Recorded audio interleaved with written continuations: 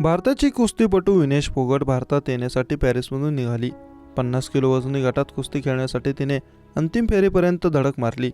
मात्र तिचं वजन जास्त भरल्याने तिला अपात्र ठरवण्यात आलं।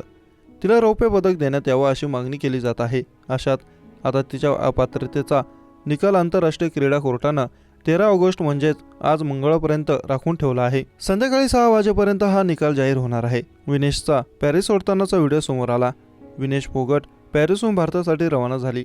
पॅरिस ऑलिम्पिकमध्ये भारतासाठी कुस्तीमध्ये कांस्य पदक जिंकणाऱ्या अमन सेरावतसह विनेश फोगट दिल्लीत दाखल होणार आहे। विनेश फोगट आज भारतीय वेळेनुसार सकाळी 10:30 वाजता दिल्लीच्या इंदिरा गांधी आंतरराष्ट्रीय विमानतळावर उतरेल। CASने अद्याप कोणतेही निर्णय न दिल्यामुळे विनेश फोगट पदक न घेताच मायदेशी परत असल्याचं सांगण्यात येत आहे। जेव्हा ती कुस्तीच्या अंतिम फेरीत जाऊन अपात्र ठरली तेव्हा तिला खूप वाईट वाटलं। तिच्यासह सगळा देश हळहळला। ही घटना घडल्यानंतर दुसऱ्या दिवशी तिने कुस्तीला अलविदा केला।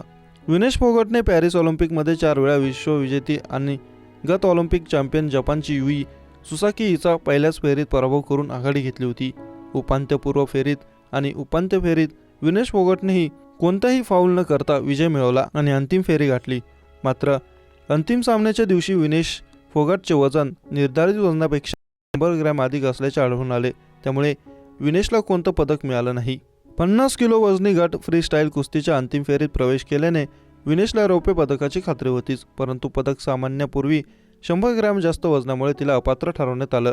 यानंतर विनेशने सोशल मीडियावर एक भावनिक पोस्ट शेअर करत निवृत्तीची घोषणा केली होती। विनेश फोगटच्या अपात्रतेनंतर IOSच्या वैद्यकीय पथकाला विशेषतः डॉक्टर दिनशॉ परडीवाला आणि त्यांच्या टीमवर निष्काळजीपणाचा आरोप होत आहे।